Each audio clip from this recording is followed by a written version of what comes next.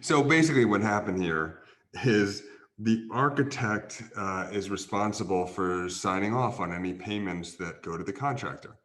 And the jury found that the contractor was owed money. He was owed $130,000. I shouldn't laugh. This is actually kind of ridiculous.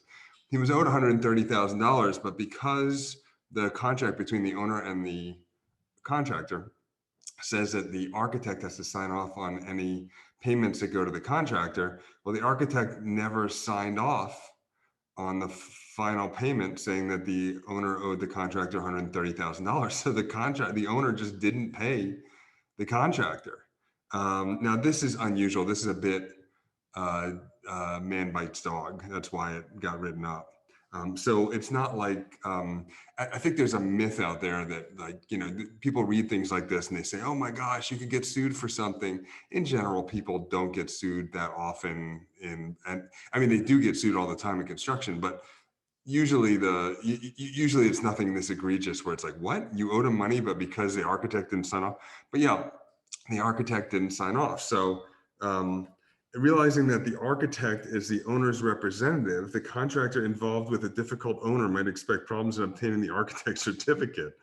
He is not, however, without remedy. The Arizona case does not necessarily represent the rule in other states. In fact, one of the Arizona Supreme Court justices involved dissented in the case, characterizing the majority opinion as a gross miscarriage of justice, which in Arizona Supreme Court language, I think, Tyler, you can confirm this on chat, um, is fighting words. Um, if the architect states reasons for his refusal, those reasons should be analyzed. If valid, corrections should be made. If valid or the architect does not give or have a valid reason for refusing the certificate, it is doubtful that any reasonable court or arbitration panel presented with such evidence would deny relief. The moral of the Arizona case discussed is that contractors should thoroughly familiarize themselves with the provisions in the contract. So that's what we're talking about today. We're talking about all these kind of it's somewhat of an extension of last week, where we're going to be talking about kind of all the rules that are set up to make sure that the priorities from the contractor, the priorities from the owner, and the priorities from the architect, the really no one's going to get everything they want, but the really high priorities are going to be given. And the way they're going to be given, the way they're going to be provided, is a very specific dance, So the first thing we want to look at, because we're looking at different project delivery flavors, is we want to understand what those delivery flavors are. And many of you guys know much of this if you've been studying. If you haven't, you may not. But let's go over it anyway. So the basic design bid build is this one right here. And there's an owner, and the owner has two contracts, one with an architect and one with the contractor. And the architect and contractor communicate with each other in those contracts. That's stipulated there to communicate with each other, but generally all communications with the owner is going to go through either the architect or contractor. So if the architect has under her mechanical engineer and electrical engineer, etc., and other consultants, the path of communication is going to go up to the owner. And likewise, if a contractor has a plumbing subcontractor and a framer and a steel fabricator and so forth, the path of conversation is going to go up through the contractor. And these are things that's just not that much to know, frankly, for about half the questions on these 6 tests. It's kind of just the same 100 things over and over again. And so you're going to see a lot of overlap if you've been a longtime listener to the 40 Minutes of Competence video channel. You're going to see a lot of kind of repeat, and it's because it's a lot of easy questions you can pick up by just kind of understanding how this works. Now, about 60% of projects are design bid build. And about 95% of the questions that you're going to have on the exam assume or explicitly let you know that they're talking about design bid build. So really, all you really have to know is design bid build in terms of who does what. Now, they will ask you some questions about what these other flavors are. So we're going to kind of look at those at 360 degrees. And one of the ways we're going to look at those other flavors of project delivery is by looking at who does what in each of them. So this next one right here under this line is is design build. And in design build, as you likely know, the architect and the contractor are one entity. Either it's a single company, a design build company that has architects and contractors and maybe some engineers and consultants and stuff on staff, or often the owner will sign a contract with one or the other, often the contractor. Then the contractor will then hire an architect and put the architect under the umbrella of a single entity for a little while, or under the umbrella of the contractor's entity. Anyhow, the owner has a benefit of only having one contract, and there's maybe a cost savings. There's certainly a time savings, which is a cost savings. If you need to get it done earlier, you're going to get more money for it. You're going to collect rent earlier, and pay your mortgage fewer months before you're collecting rent. But and there's ostensibly and probably in reality a little bit more communication, because the architect isn't spending a lot of time covering his ass, and the contractor isn't spending a lot of time complaining about the contractor or the architect. Instead, ostensibly, they're working together, and generally they do. They're working together, and they're not so worried about litigation and making sure that they don't get sued and documenting everything and that kind of thing. They're much more a team under one umbrella.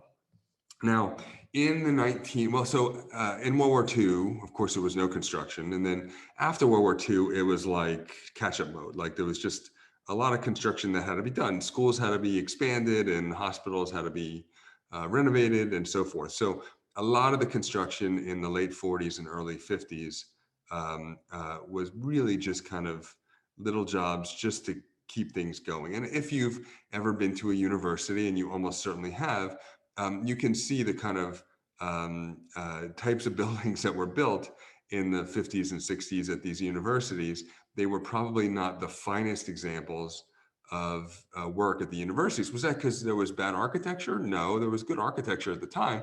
They're just, there was just, everyone was in emergency mode. And so your university, like the one I'm teach at, Virginia Tech, we had 2,500 students in 1943. 1944, we had about that number. 1945, about that number. And 4 or 5 years later, we had 20,000 or 15,000 students, something like that. So it grew by 6 or 7 or 8x over the course of, I don't know, 6 or 7 or 8 years. And you can imagine if anything grows like that. I mean, imagine if your 20,000 person university grew by 6 or 7 or 8x and became a 140,000 person university within a few years. You can imagine that projects might not be done quite the way that we do them today, when we expect them to stick around, expect them to be around for a while. So what we had is we had a situation where once we kind of got over the panic of just trying to get stuff done, it became much more about actually getting to the really big and important projects that we were waiting on before that. And so once we did that, well, there were a few things going on. One is there was still a lot of buildings, so there just weren't that many contractors. So bids were coming in really high because it was a contractor's market. The laws of supply and demand favored the people building the projects. So the contractors weren't super popular because their bids were coming in high. And then also the contractors weren't super popular because change orders were coming in, and sometimes they were unscrupulous to ways for the contractor to make a little more money on a project after the contract had been signed. And sometimes they were legitimate change orders at a time when subcontractors were hard to come by. And so the subcontractors were charging the contractors a lot of money. In any event, owners started to get interested in professionalizing their relationship with the people who know a lot about construction. So contractors these days for big projects are often white collar people, but at the time they certainly were not all white collar people, and there was a distrust of people who the white collar people may have been a little suspicious of, because maybe they felt like they maybe were unscrupulous or something like that. So there started to be a clamoring for a more professional relationship, and industry, the profession of construction management started to creep up. Now, in the 60s, it really took off because in the 60s, we started to have inflation much higher than we had had really at any time before that. So we have this hyperinflation, and so now a project may lose $100,000 if it takes an extra 2 months, or 300,000 if it takes an extra 6 months, or something like that. So projects, because inflation was high, there was a premium on getting projects through the door quickly. And so it was really important to owners to speed things up. And one way to speed things up is to have someone brought on early on. And this is kind of key to the construction manager profession. Someone is brought on early, and that person then can help the architect with issues of constructability and issues of budget. So we have the construction manager as advisor contract is born. AIA has contracts or documents for all of these. And in the construction manager as advisor, the construction manager is kind of a sidecar to the owner, and an agent of the owner, not an agent, sorry, that's something different, is a consultant directly hired by the owner, who is then going to work with the architect to make sure that things are feasible, constructible, and cost effective, and on budget. And she's going to work with the contractor as well for those same things. And then later, the construction manager became more and more important as the owner was less and less interested in carrying the risks of all these really crazy contracts. The owner started to give more and more of the power and more of the responsibility and more of the risk to the construction manager. So this construction manager kind of wedged himself in. They kind of wedged himself as the door was closing, and then just kind of stuck around the party till everyone left. And so the construction manager later became an option for the construction manager to be the agent, which is not drawn here, but it's where the owner hires a construction manager, and the construction manager basically handles all the paperwork and hires the architect and the contractor. And then what's here is the construction manager kind of not only stayed until everyone had left the party, but just kind of crashed on the couch and never left. And that's the construction manager at risk, or construction manager as constructor, which is this one right here, where the architect designs it, but now there's a construction manager who's going to build it. Now, if you're like me, you probably looked at this at one point and said, well, wait a minute, what's the difference in between the construction manager here and the contractor here? There doesn't seem to be any difference. Just because he or she calls themselves a construction manager, is there really any difference? And yes, there is a difference. And the difference is, go ahead and say it aloud to your computer. Frighten your roommates, scare your children. What's the difference? The difference is primarily that the construction manager comes on at the beginning before there's any bidding. So this person who's going to build it, in the interest of giving the architect advice about constructability and budget, and in the interest of being on board early so things can move along, has been brought on at the beginning. Now, if the owner brings the contractor on at the beginning, then of course the owner is taking a risk that the owner is not going to get the best price, because the beauty of the design bid build is that middle portion right there. Construction is a fuzzy thing to price. We pretend like it's not sometimes, but it's fuzzy. It's really difficult to price, and even if you're good at it, you may not be correct on this particular project. And even if you're good on this particular project, your contractor may be inefficient, or the weather may be bad, or your contractor may be screwing you. And so there's a lot of ways to fudge the price. Buying a building is not like buying a plastic toy where there's more or less a fixed price. And it's not even like buying a car where there's a fixed price window where you negotiate. It's a much more fluid kind of thing.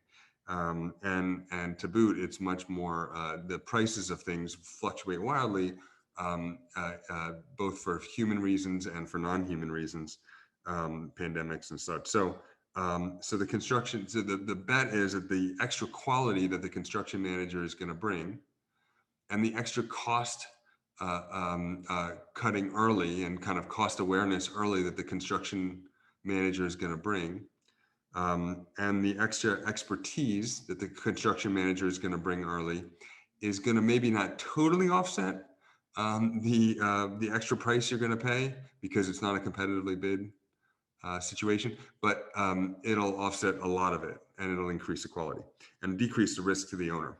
All right, and then finally we have IDP, and IDP is the fastest growing. It's fairly new, and in IDP, the architect, owner, and contractor engage in some level of marriage where they all join the same team, or at least ostensibly join the same team. There are different kind of levels of IDP, but let's assume the most extreme level of IDP for the sake of clarity. Now the architect, owner, and contractor have gone into business together to form a third company, and that third company is going to build this hotel, this large hotel, and the third company then is going to reap the rewards of this large hotel, and the architect is a partial owner in this large hotel, is going to make money every month from the profits of the hotel as they rent out rooms, or something like that. It's very flexible, but it's ostensibly and actually most people tell me it does in fact, and you can write in the chat in your opinion. But it ostensibly breaks down the barriers between the architect, owner, and contractor, and so everyone's much more willing to share their ideas before they're fully baked, much more willing to move forward with things before every I is dotted and every T is crossed, because they recognize that they're in it together. All right, now let's get to the actual meat of the questions, and these questions were handed out to you by email. If any of you guys didn't get the email, you want to email firms@amber-book.com to make sure you're on the email list. But here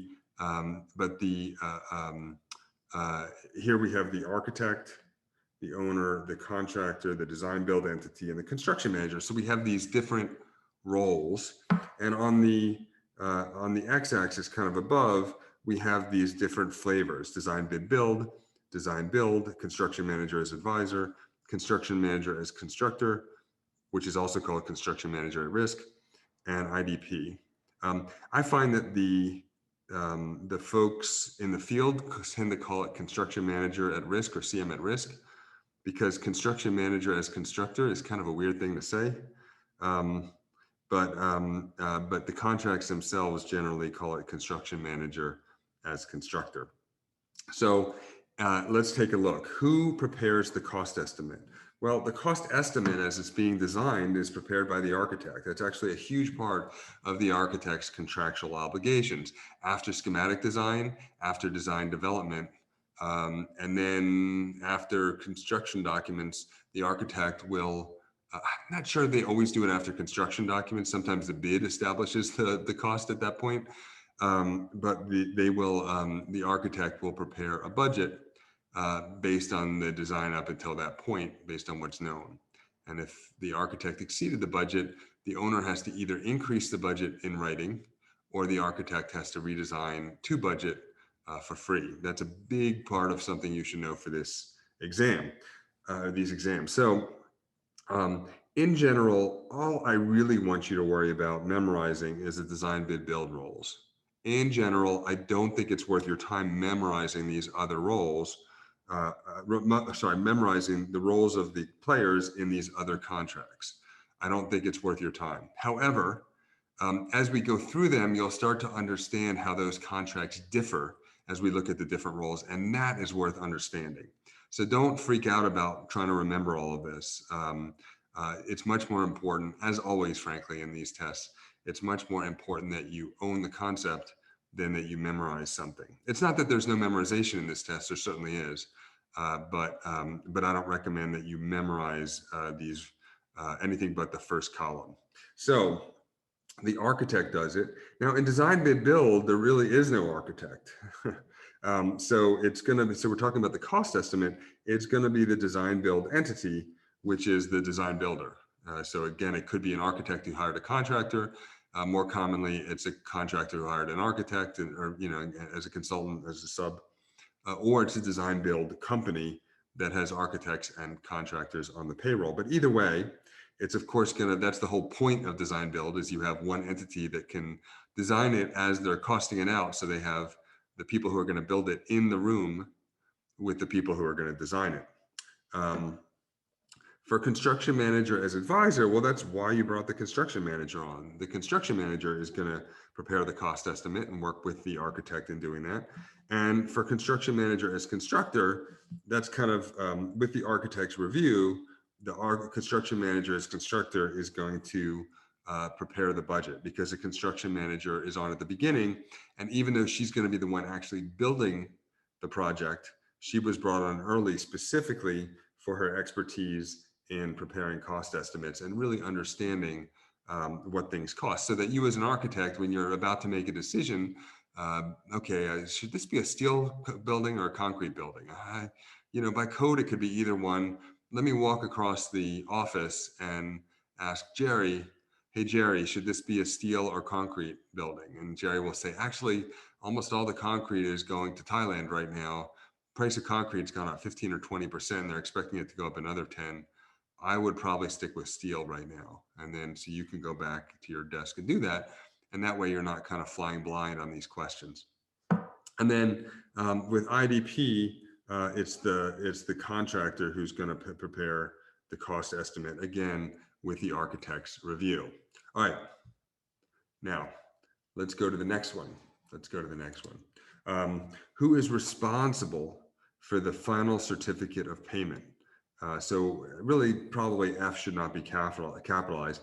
The architect is responsible for all the certificates of payment, and there is no separate form for the final one. It's still the AIA G702. It's still the normal form that architects sign to tell the owner that it's okay. It's okay to pay the contractor. She did the work that she was supposed to do up until this point. And so you should be able to look at each of these, and at least for the design bid build before the exam, you should be able to say, okay, I know who it is. In this case, signing the final certificate of payment is the architect. And then you can kind of guess what the others are going to be. Where you say, okay, design build. Well, normally if it would be the architect, it would be this design build entity, right? Because they include the architect. But think about what the final certificate of payment is saying. The final certificate of payment is saying we can pay the contractor because he did all the work he promised. Well, it's a little weird if the person who's signing that is the contractor. So they can't really have the contractor looking out for himself. So in this case, it actually winds up being the owner who is responsible for double checking to make sure that things were done and so forth. So let's take a look at these. The design bid build, as I mentioned, is the architect who's responsible for certifying that the work was done and that the owner can go ahead and pay the contractor. And for design build, as I mentioned, it's the owner. For the construction manager as advisor, it's going to be the architect and the construction manager. For the construction manager as constructor, it's obviously not going to be the construction manager because it's a construction manager who is building it. So the construction manager is not going to say, it's not reasonable for the owner if the construction manager who built it says, yeah, I should be paid. There needs to be a second person looking over it.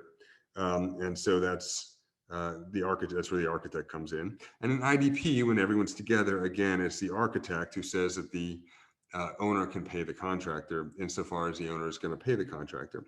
And in IDP, typically the owner does pay the contractor. It's just that the contractor and architect have given up some of their upfront payment for some of the long-term benefit once the project is built, and some of the risk in case the project goes bad, and takes on some of the incentives that would normally just be with the owner. Because you know that incentives are everything. Like incentives are everything. If the price of gas tripled, people would drive differently. And so people just don't quite do things for other people the way people do things for themselves. All right. Next question. Who prepares the punch list? Go ahead and think about that for a second if you haven't already. And if you have already, go ahead and pull out your piece of paper and look at what your answers were.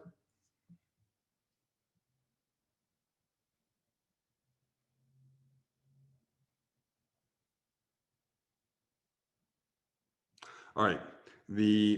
For the punch list, a lot of people think that it's the architect who should prepare the punch list. The punch list, of course, is the list of kind of final things that have to be done after the client moves in, typically after substantial completion is declared by the architect, and before the final payment is paid out by the owner. There are often paint to be touched up. There may be a sign that's on back order that they're waiting to hang, that kind of thing. And so you might think it's the architect, or a lot of people think intuitively it's the owner, because certainly in home construction or home renovation, often the owner will make their own what they call a punch list. But in architecture world, in AIA document world, in big construction project world, it's actually the contractor who prepares the punch list. It's the contractor who prepares the punch list. So in this case, this is someone who I just found online. Contractor will not correct punch list items. I shouldn't laugh. This is sad. What recourse do I have? My wife and I moved into our new home in February. Our contractor has been aware of numerous punch list items that needed attention. He has taken care of some, but he has stated he will not come out for free again. I shouldn't have to pay again. And he also has not completed all the items in our contract. Thank you, Dan. And so we're going to talk about this a little bit later when we talk about questions from last week. But the contractor prepares the punch list items in design bid build, and because the contractor is in the design build entity in design build, then the design build entity prepares the punch list in design build. For CM as advisor, it's the contractor and the construction manager.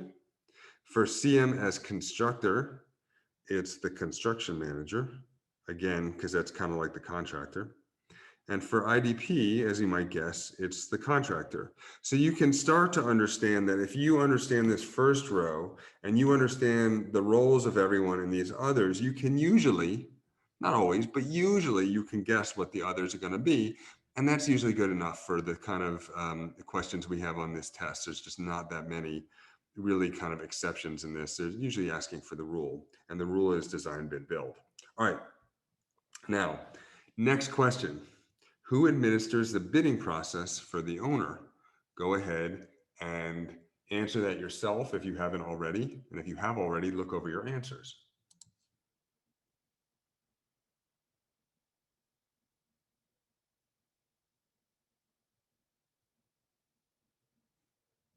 All right.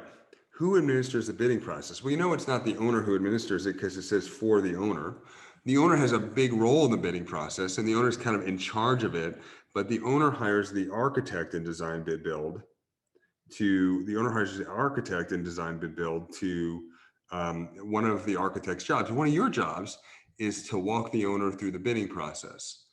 You're working for the owner as a representative of said owner, and you're gonna help say, okay, here's the announcement for the bid that we're accepting bids, the request for proposals. Here's the dates that we're going to open the bids. Here's the addenda that here are the questions I've gathered from all the bidders, and I'm going to put them out to everyone at the same time, so no one bidder has a big advantage over the others, and so forth. So the architect is going to do it. Now in design build, who is going to administer the bidding process for the owner? Think about this for a second if you haven't already.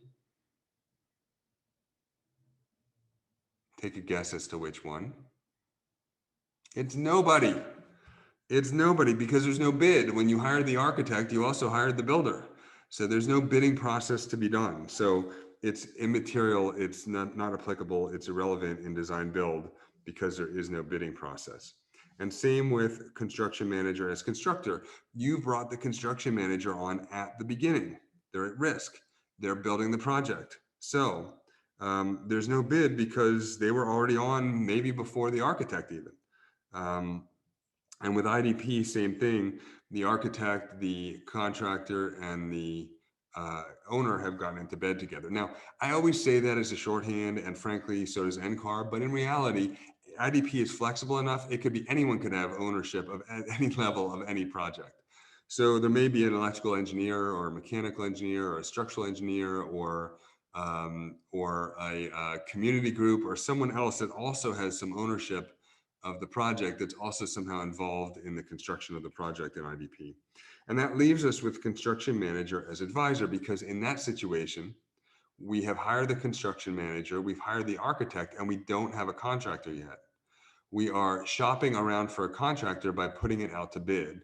So in the construction and manager as advisor, we're kind of doing design, then bid, then build. We just have a construction manager who has a contract with the owner, who's responsible for taking care of issues of constructability and budget. So in that case, it's both the it's both the construction manager and the architect who are going to be advising and helping and assisting the owner with the bidding process.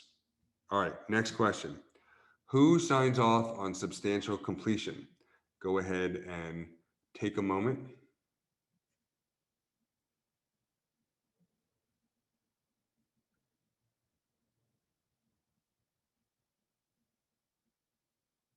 All right, it is the architect in design bid build who signs off on substantial completion.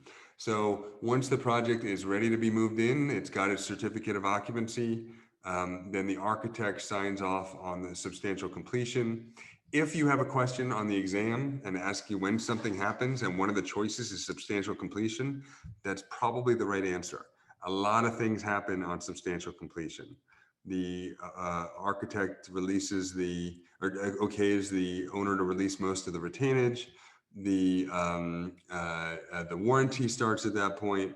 A whole bunch of things are triggered at substantial completion, but it's the architect who signs off on it.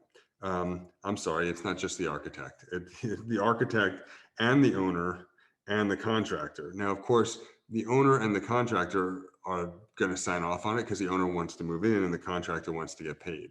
It's the architect who's going to say, yeah, I think we're ready yet. But it's all three who have to sign off on it. In design build, it's the owner and the architect and contractor, which are both in the design build entity. So that's not surprising. In construction manager as advisor, it's everybody. It's the architect, owner, and contractor. And it's also the construction manager. In CM as constructor, it's also everybody. It's the architect, owner, and construction manager. And in IDP, it's everybody. But it's the architect who typically is going to be the one, and you correct me if your experience has been different in the field, but it's the architect who's typically going to kind of get the ball rolling and say, okay, we're ready. We're ready to sign off on substantial completion. Who creates the construction schedule? Take a moment.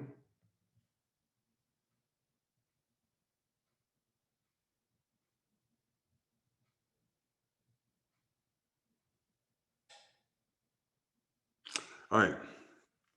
So if the contractor is responsible for the means and methods of construction, including the schedule of construction. And so if you're an architect and you're not sure when you're going to get licensed and you're going to hang your own shingle and you're not sure where your job ends and the contractor begins. In other words, are you going to draw it as it comes together? Are you going to specify the bolt sizes? Are you going to, no, typically not. You're typically not going to specify the bolt sizes. You may specify in your specifications that the bolts need to perform a certain way. You may even in the specifications specify the bolt sizes, but typically the means and methods of construction, including the schedule, is going to be taken care of by the contractor in design bid build. Now, knowing that, we can look at these others, design build, well, it's probably going to be the design build entity. And so we can look and yeah, it's contractor, then it's design build entity. For the schedule, it's going to be the contractor and maybe the construction manager if there are multiple prime contracts. As I've talked about in other 40 minutes of competence, and a lot of this I've talked about in other 40 minutes of competence sessions. But if there are multiple prime contracts, that means that the owner has maybe a contract with one contractor to build the shell, and the core, the interiors are going to be fit out by another contractor. Or maybe there's one contractor who's going to do the warehouse, and another contractor is going to do the automated machinery within the fulfillment center warehouse for Amazon. That's going to kind of do the build out of the machines that most contractors would not have the ability to do. And then for when the construction manager is the constructor, it's the construction manager, which makes sense because he's pretty much the contractor. So you see, the contractor becomes the design build entity in design build and becomes a CM as constructor in that flavor. And in IDP, there's a traditional contractor kind of who maybe has a little ownership. And again, it's going to be the contractor. So once you know this, you can usually kind of figure out the others. This one's sometimes a little bit tricky. But if you understand the relationship, if you understand the relationship of this to this, and this to this, and this to this, and this to this. All right. Who submits the schedule of values? Go ahead and take a moment.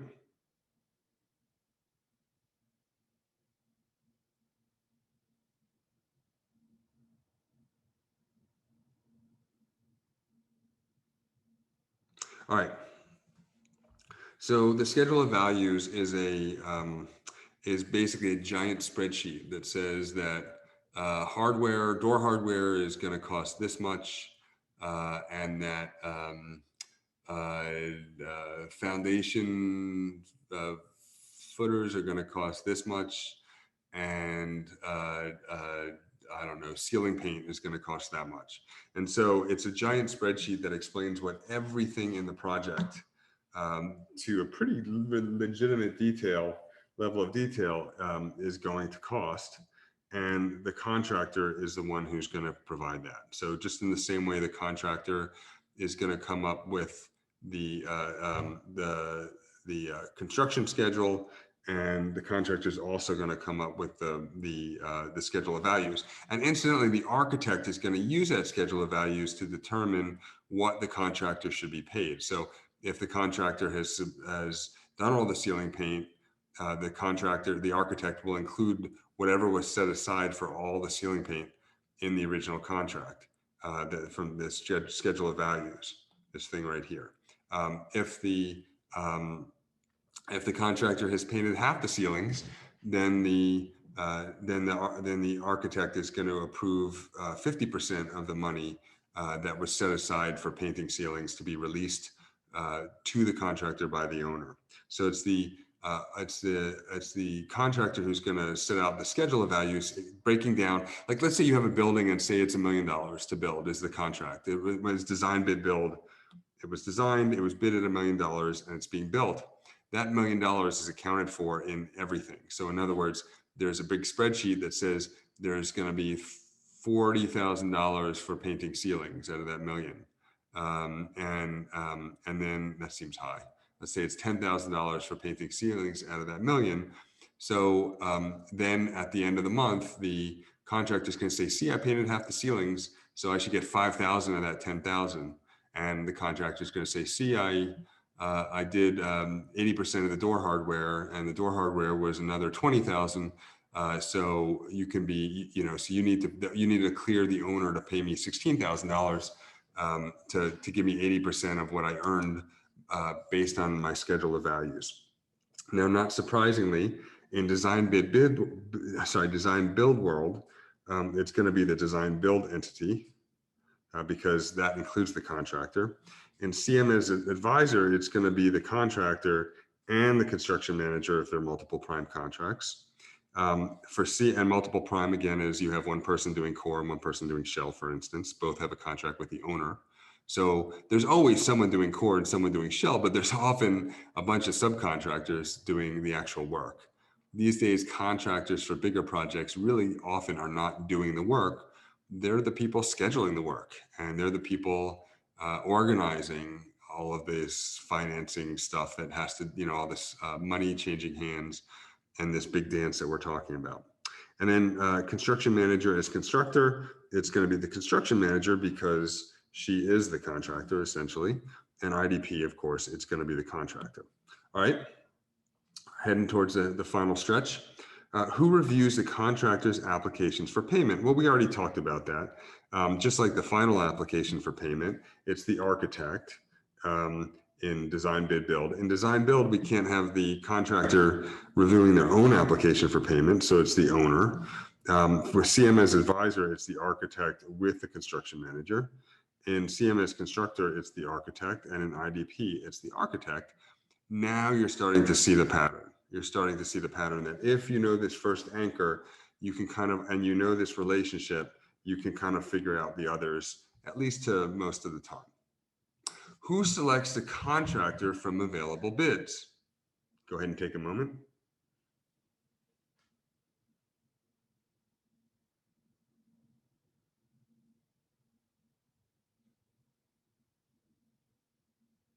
All right.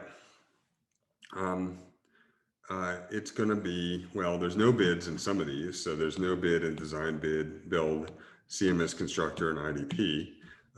For design bid build and for CMS advisor, it's going to be the owner. So this is important also for the exams.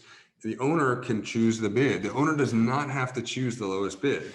Now, there are often rules in public projects that make it so the municipality or the government agency maybe doesn't have to choose the lowest bid, but really has to go through a bunch of hoops if it's not going to choose the lowest bid.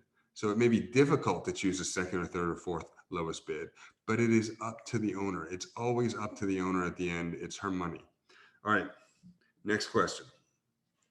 Who typically serves as the initial decision maker? Initial should actually be capitalized here. Go ahead and take a moment.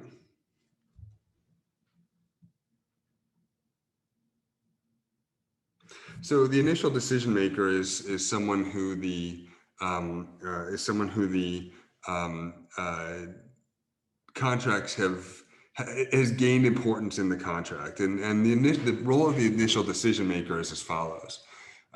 As you might imagine, for these big projects, the contractor wants to get paid for something that she says was not really in the contract. She says the weather's been bad, or she says that the owners have not done a good job at the owners promised to block traffic when deliveries were made to the construction site, but the owner's not doing it. So the contractor needs more money or change order. Or the example I used the other day, there's no door on the dumpster area. There's like a walled area around the dumpsters, but there's no door for that walled area. It wasn't in the contract. So the contractor wants to charge the owner $10,000, but the owner thinks that the owner should only have to pay $5,000. Now you can imagine that we definitely don't want to slow things down arguing about whether a door should be $10,000 or $6,000. That would not be a good use of resources to slow everything down, put construction to a halt while we hash it out, because we'll lose more money on waiting while the contractor pays the rent for the crane and the owner pays the mortgage for the loan that was taken out but is not collecting rent from the tenants. And so we definitely want to move things along, and we want people making decisions. If there's a dispute between the contractor and the owner, we want the people making decisions to preferably be people who are familiar with the project. Even if we could go to an arbitrator about this discrepancy between $10,000 and $6,000, which is not a small amount of discrepancy, but it's definitely not worth paying an arbitrator for, and especially not worth paying an arbitrator who's going to charge $450 an hour to get caught up on the details of the project. And in the end, is probably going to just say 8,000 anyway, even if the real number should be 10 or should be 6. So the idea is that there's someone called an initial decision maker who gives a 9-bit non-binding ruling when there's a dispute between the owner and the contractor. That initial decision maker is defaulted in the contract to be the architect. Now, does it seem unfair to the contractor that the architect, who's an agent or is being paid by the owner and is dependent on the owner, is really pretty closely aligned with the owner and wants to be hired again by the owner? And probably the contractor will never be in a position to hire the architect. It's usually the other way around, where the architect is in a position to advocate for a contractor. So it is to the architect's natural incentive there's a natural incentive for the architect in these disputes to say, I think it ought to be $6,000. Now, there's a couple of protections from that. One is it doesn't have to be the architect. You just have to decide at the beginning of the game. So when the contract is being, someone wins a bid and then the contract's being signed, well, then that person, when they're signing the contract, they can say, I don't want the initial decision maker to be the contractor. I want the initial decision maker to be Bob. Do you trust Bob? If you trust Bob, I'll trust Bob, and we'll have Bob make the call. So it could be that there's another third party, but the architect, even though truly not a neutral third party, is the initial decision maker. Now, if the architect says that door should be $6,000, in other words, the architect finds in favor of the owner, and the contractor's like, BS, that's not true. There's no way that it's $6,000. I can show you the receipt. It cost me from the fabricator. It cost me $9,000, and I got to make a markup on it. And the owner says, yeah, that seems suspicious to me. I think you guys play golf together and you have a deal where I pay you the $9,000 and you guys split a couple of $1,000 each because I just paid you an overage. So anyhow, this initial decision maker role is the architect by default, unless there's a change to the contract right at the beginning. Now, the initial decision maker's decision is not binding, so it still may go to arbitration or mediation or court. It will go either in the contract. You will either check a box that says every dispute will go to mediation and then court, or you check a box saying every decision will go to mediation and then arbitration. Mediation is, of course, non-binding. Arbitration is binding. In every case, you're paying a lot of money to make decisions about a lot of money in terms of legal fees. All right. Who reviews RFIs? RFIs, of course, are requests for information. Go ahead and take a minute.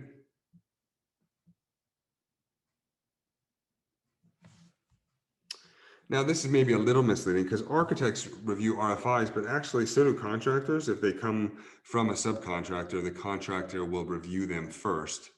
But the assumption is the contractor has already reviewed the RFI, and then it's the architect who reviews it and says, oh, we need to have a door. You're right, we do need to have a door on that dumpster area. It looks awful without a door. And then the architect will talk to the owner and so forth. The CM will forward it to the architect. So it goes from contractor to CM to architect in the case of CM as advisor project delivery. In the case of CM as constructor, it's going to be the architect. And in the case of IDP, it's the architect. Who rejects non-conforming work? Go ahead and take a minute.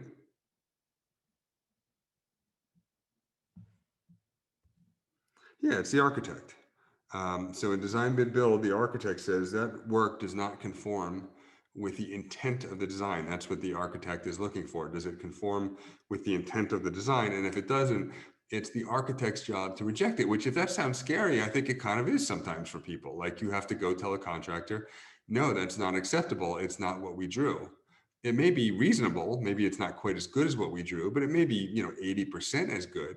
But that's not what the contract is about. In the contract, the owner gets the building. And that the owner wanted, that the architect drew and the owner wanted, and the contractor is going to do it for the amount of money that was agreed upon. Now, there certainly are cases where the contractor built something at 80% as good as it should have been, and then the contractor can propose to the owner a change order that will reduce the price for the owner because the contractor doesn't want to rip out the concrete that she's poured. It's a pretty expensive proposition. So she will take some of the loss herself and give a discount and see if the owner wants to pay less for the building, even though the owner is going to only get 80% as good of a concrete pour as the owner might have been entitled to. In the case of design build, you can't have the design build. There is no contractor, so you can't have the design build entity making that call as to whether it's conforming or not, because, well, they're the ones who are going to have to pay for it if the concrete has to be ripped out. So it winds up being the owner. So there's a bit more work for the owner in terms of quality management because there's not an architect familiar with the project and advocating for the owner as we go. It's the architect and the construction manager in CMS advisor, which is not a very common, not very common either on the exam or in real life. And for CM at risk, CMS constructor, it's the architect again who's going to tell the constructor, the construction manager who's a constructor, that concrete is not acceptable. And of course, in IDP, not surprisingly, it's still the architect. Who creates change orders? Who creates change orders? Take a minute. All right, it's the architect who creates the change orders.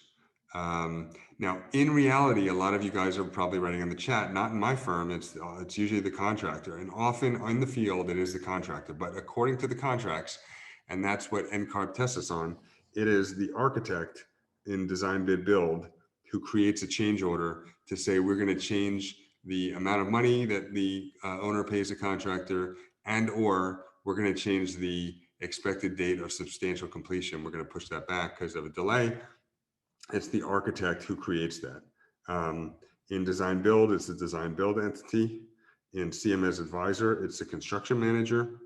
In CMS constructor, it can't be the construction manager because the idea is you want a third party creating the change order. It's the architect. And for IDP, it's the architect. Who signs the change orders? Well, everyone signs the change orders. The change orders are huge, as I've talked about before. They are the bane of the existence of the owner, and they are often the source of the profit for the contractor, or sometimes. So everyone has to be on board with it. The architect has to say, yes, it's a reasonable change. It's not going to make the building fall down by making that change. The owner has to say, yes, it's a reasonable change because I'm willing to pay more money for it. Because we already negotiated how much more that door was going to be. And the contractor says, yes, that is the amount of money or the amount of delay that we're going to revise the contract with. In design build, same thing. There is no contractor, so it's the two parties.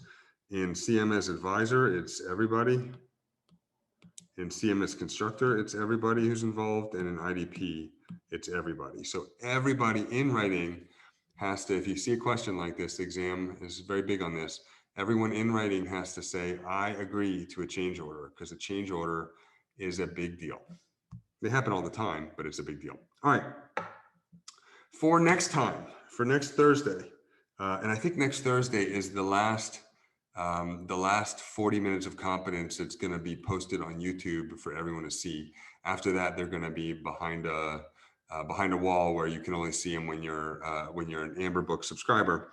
How much heat loss through the wall, first with just one layer of glass, and then a second time with the bubble wrap wall assembly described below, given bubble wrap is 1.7 per layer, R of 1.7 per layer. Wall is 4 layers of bubble wrap, 5 air spaces at ½ inch each, and 2 1/4 inch pieces of glass. We're going to use 19 degrees outside for Roanoke. The wall is 375 square feet, and you can use Google to find out any information not given. And the formula is that Q equals U times A times delta T. All right, let's talk about a question from last week. All right, we have, is the contractor required to submit receipts for the materials when they ask for payment? What stops the contractor from funneling some of the owner's money into another separate project that could be behind? So I did answer this when we were all together, but I think it's worth answering one more time just to reiterate. The contractor is not an employee of the owner. So the contractor isn't really so much taking the owner's money and putting it to directly taking that exact dollar bill that the owner gave her and giving it to the subcontractor. The contractor is instead taking a bunch of money from the owner and possibly taking money from multiple owners, putting it all in a pot and doing whatever has to get done to get all the projects done. So in the same way that there's nothing to stop, if you have a wedding and you hire a caterer and you pay the caterer $4,000 to cater the wedding, there's nothing to stop the caterer from spending that money anywhere, because you didn't allocate that money exactly has to be spent on ingredients. You just are giving the caterer as a professional who's going to be giving you and providing you a service. You're giving that caterer a lump sum of money, and that caterer then is going to provide you an acceptable service. And you don't really get into the nitty gritty as to separating out the money. All right, next question. Is invitation to bidders part of bidding docs? Yes. The invitation to bidders is part of bidding docs. Everything the bidders need, including the construction documents, the specs, the contract that the owner is seeking the bidder to sign, the invitation to bidders, the addenda that make changes to the bidding documents while the bidders have them and are pricing them out. All of that is part of the bidding documents. Next question. If the retainage is paid after substantial completion certificate awarded and GC left the project, is a performance bond to cover the rest? Yes and no. There is something important that I don't think I told you guys last week. I said that at substantial completion, retainage is paid out. You'll remember if you were there last week that retainage is the money that's set aside each month where the owner owes that money to the contractor for the work that's been done, but 5 or 10% is set aside and the owner holds on to that almost in escrow. And then and that's to keep the contractor beholden to the owner to finish the job entirely, because otherwise the contractor may find a more lucrative project and kind of abandon the owner. And if the contractor can abandon the owner and make their profit, they may do that. So the fear is that's going to happen. So we make the owner take a performance bond, which is an insurance policy out that says the contractor is going to finish or the insurance will pay for the difference. And we keep this money in retainage just to kind of make sure that the contractor doesn't flake out. Now, but wait, if you pay all the retainage after substantial completion, what's to keep them from coming around? Like, what's to keep there being a situation like we saw with our friend Dan, where Dan was saying, my wife and I moved in, and the contractor says he won't come around for free. And what's to keep him from doing it is the owner keeps twice the cost, twice the budget, twice the expected cost of the punch list items. So there are punch list items to fix up some paint and to hang a sign that is on back order in front of the building and a few other things. And those are the punch list items. The owner keep those punch list. The contractor is going to estimate that those punch list items are going to cost $20,000. So the owner, when the owner releases that retainage and the final and all the other payments that the owner owes the contractor up until that point, she is going to keep she's going to keep $40,000 because the work is expected to cost $20,000. What if the contractor screws you and says, oh, it's going to cost $20,000, but really it's going to cost $150,000? Well, the hope is that the contractor wouldn't screw you at that point. And if the contractor did, the contractor would still hopefully do the work. And if the contractor gave you a $20,000 estimate for $150,000 of work, the hope is that the architect will have caught it, or the owner or the construction manager will have caught it. And if all those things happen, if the contractor is unscrupulous, but you didn't know it until the end of the project, and if the contractor lowballed by more than double the cost of the punch list items, and the contractor flaked out and didn't show up for the punch list items because they weren't going to technically make a profit on them, even then, that's when the performance bond will kick in and help with the rest of that money to finish up the punch list items. I have a question. Yes. In some of the questions, I marked for CM as a constructor or CM at risk. I marked C a contractor as responsible, Yeah. and the answer was contractor and construction manager. So how do we figure out whether in this situation contractor wears a hat versus construction manager wears a hat? Like, You don't. what's the balance between that, You, or what's the decision? for the exam, you don't, because it's so unlikely. And in real life, you would just check the contract. But know that it's in CM in CM as advisor, there are a lot of roles that could be handled by the contractor or the construction manager. About 2/3 of them are handled by both. Okay. Thank you. I have a question regarding Dan's situation. The question earlier for smaller projects like a small renovation to a house or something like that in the situation with Dan, I'm assuming we don't do something as extensive as the AIA documents, but is there a condensed contract to use? So there is yes, yes, no, yes, yes, no. So let me go through this, okay? There is a AIA document for small projects, and I think there's even a separate one for single family detached residential, but there's definitely one for small projects that's a bit simpler. So yes, there is that. 50% of projects that are engaged with by an architect, 50%, not 50% probably of the square feet, nowhere near that, and probably not 50% of the dollar value, but 50% of the projects that an architect engages an owner with, there is no contract, which is nuts. Don't do that. There needs to be a contract.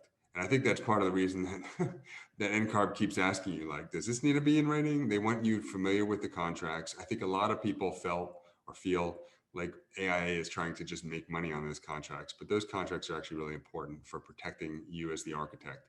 And the owners often love no contract because they want the right to be able to sue you for anything, anytime, forever. And they have more lawyers than you do.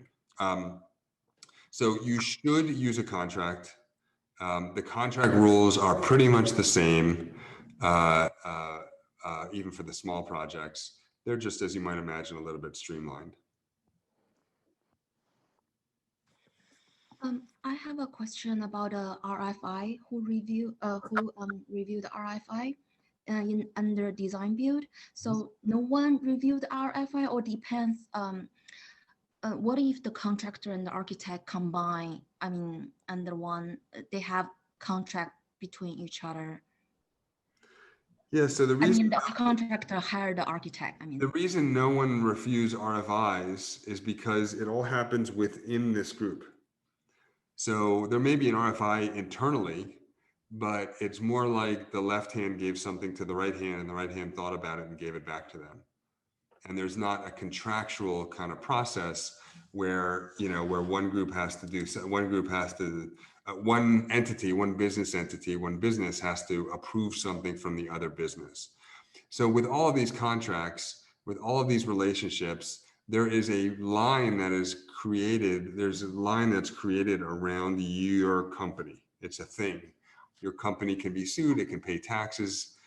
It can be fined. It is an entity. That's kind of the point of a corporation, is that it is a thing. And so the reason this is empty is there is no RFI between two things. It's much more like, Lauren walking across the room to Mitch and asking Mitch a question. That's the RFI in a design build. Okay, thank you. You're welcome. I have time for two more.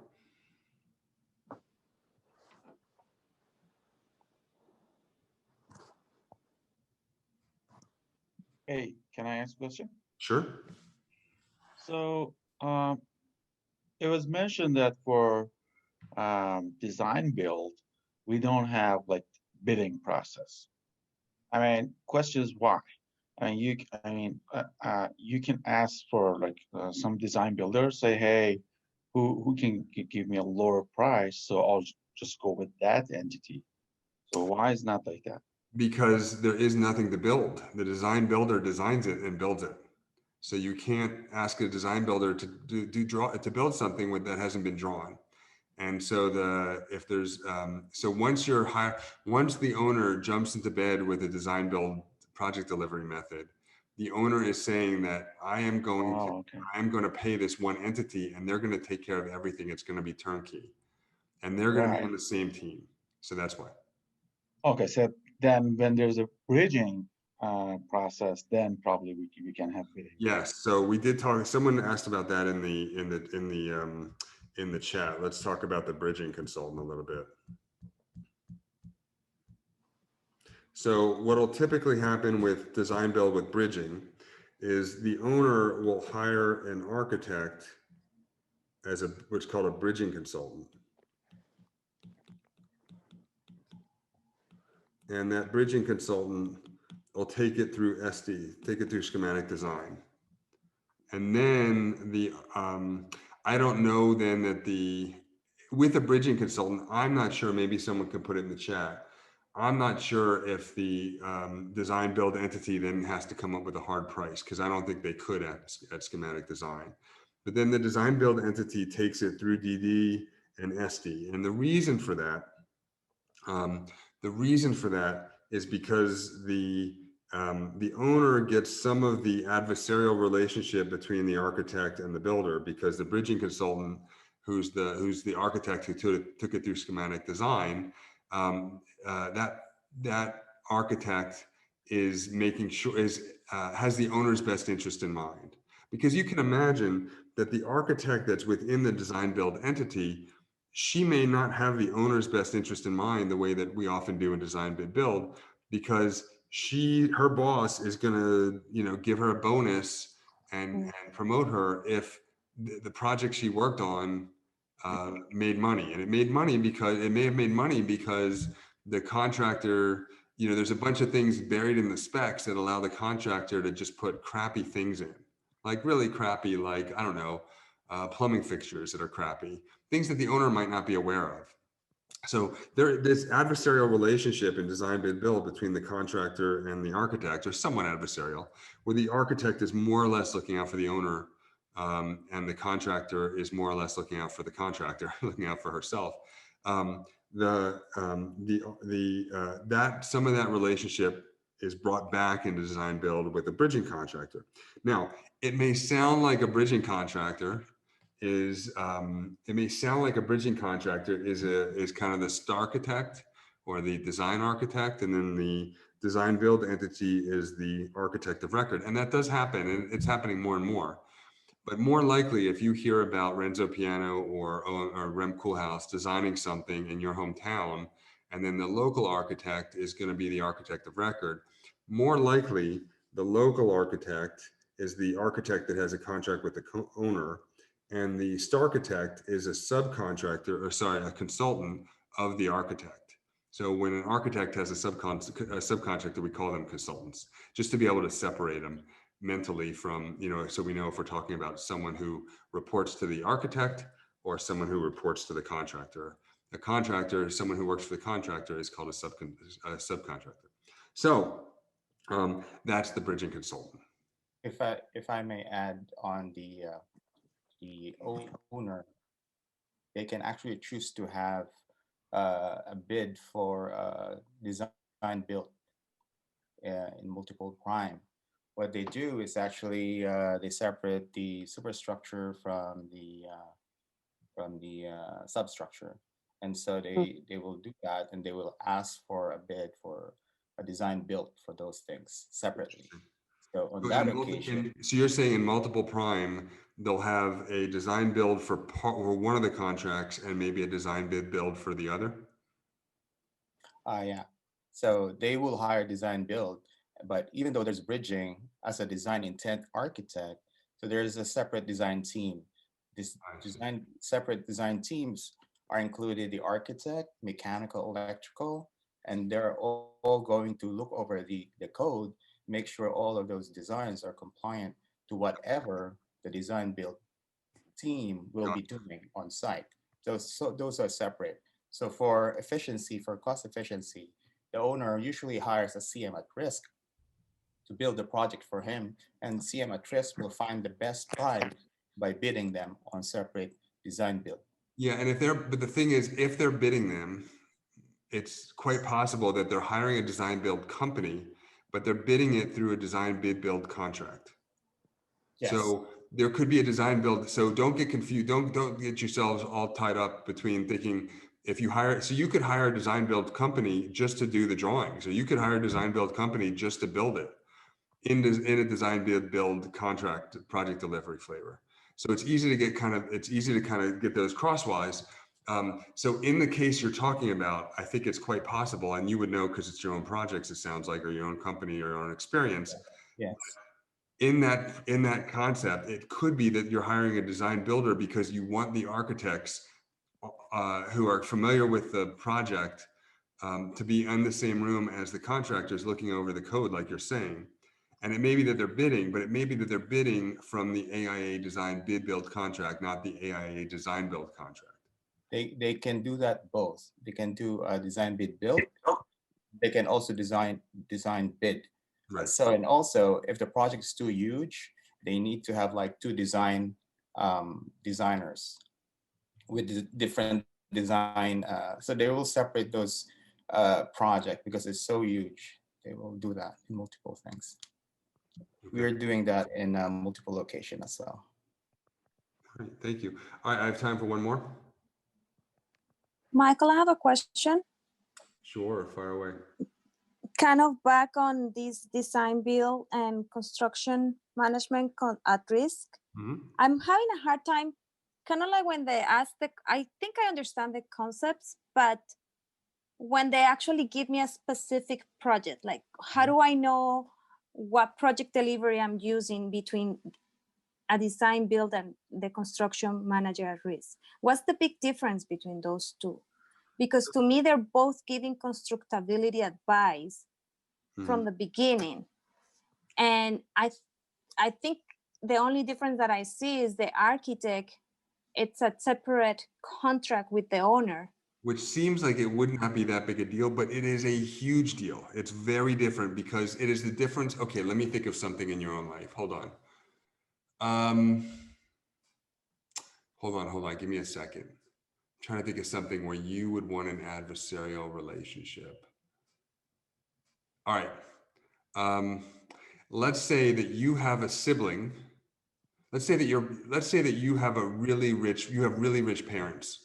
Okay.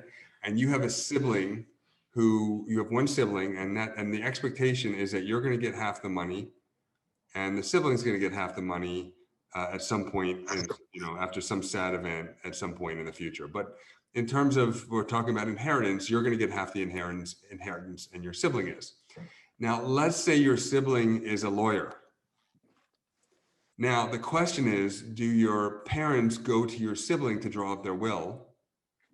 Or do your parents go to a different group, a different lawyer, to draw up the will that says that you and your sibling are going to get equal amounts? You can see an advantage to both.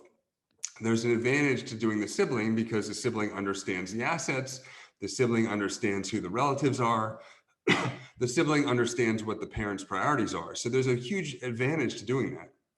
But the sibling, your parents' finances are really complicated. And the sibling is now at a huge advantage of understanding what's going on and crafting the will to his advantage. And when your parents pass away, your sibling knows everything and you know nothing. So that's the difference. It seems like a tiny difference because they both have an architect making drawings. They both have someone building it. In neither case, it was bid, but there's a huge difference because in one case, you are going with the design build, you're going with your sibling. Basically, your parents are going with your sibling to be the lawyer because it's just easier. They feel much more comfortable. They're not shy talking about finances. Your sibling can understand what's going on. So when the time comes, your sibling will know what the bank accounts are and you won't have to, there won't be a mistake. There's always this kind of thing in the back of your mind: is the sibling really looking out for my best interest and my parents, or is the sibling looking out for the sibling's best interest? In the case of this one, there's an architect who's drawing everything, and the architect ostensibly has the owner's best interest in mind, and the architect creates the drawings that the construction manager then has to build exactly to what the architect drew. It's just a different relationship. It seems like it's the same, but it seems like it's almost the same, but it's actually quite different. These two are actually more similar. But in this case, the construction manager came on early. But these two are not that similar because that little that little one contract versus two is just kind of a big deal. All right, guys. Good night. Get licensed.